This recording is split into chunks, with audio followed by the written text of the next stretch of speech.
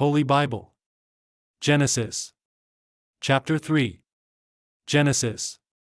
The first book of Moses called. The serpent, Lucifer, deceives Eve. She and then Adam partake of the forbidden fruit. Her seed, Christ, will bruise the serpent's head. The roles of woman and of man are explained. Adam and Eve are cast out of the Garden of Eden. Adam presides, Eve becomes the mother of all living. Chapter 3. Now the serpent was more subtle than any beast of the field which the Lord God had made. And he said unto the woman, Yea, hath God said, Ye shall not eat of every tree of the garden? And the woman said unto the serpent, We may eat of the fruit of the trees of the garden. But of the fruit of the tree which is in the midst of the garden, God hath said, Ye shall not eat of it, neither shall ye touch it, lest ye die. And the serpent said unto the woman, Ye shall not surely die.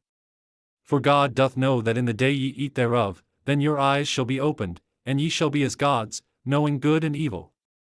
And when the woman saw that the tree was good for food, and that it was pleasant to the eyes, and a tree to be desired to make one wise, she took of the fruit thereof, and did eat, and gave also unto her husband with her, and he did eat. And the eyes of them both were opened, and they knew that they were naked, and they sewed fig leaves together, and made themselves aprons. And they heard the voice of the Lord God walking in the garden in the cool of the day, and Adam and his wife hid themselves from the presence of the Lord God amongst the trees of the garden. And the Lord God called unto Adam, and said unto him, Where art thou? And he said, I heard thy voice in the garden, and I was afraid, because I was naked, and I hid myself. And he said, Who told thee that thou wast naked? Hast thou eaten of the tree, whereof I commanded thee that thou shouldest not eat? And the man said, The woman whom thou gavest to be with me, she gave me of the tree, and I did eat.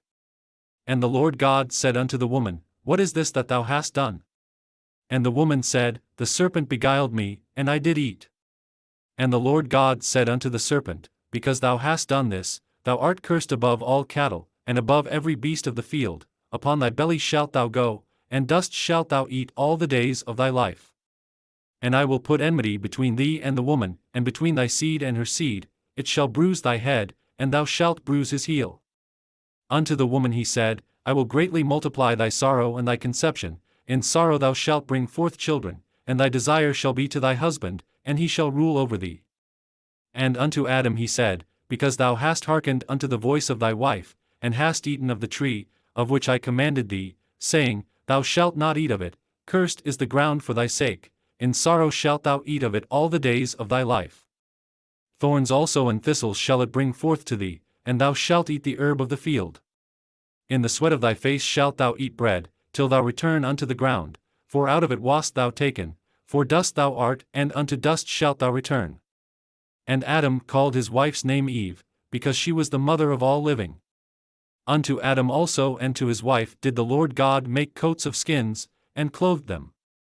And the Lord God said, Behold, the man is become as one of us, to know good and evil, and now, lest he put forth his hand, and take also of the tree of life, and eat, and live forever. Therefore the Lord God sent him forth from the Garden of Eden, to till the ground from whence he was taken. So he drove out the man, and he placed at the east of the Garden of Eden cherubims, and a flaming sword which turned every way, to keep the way of the tree of life.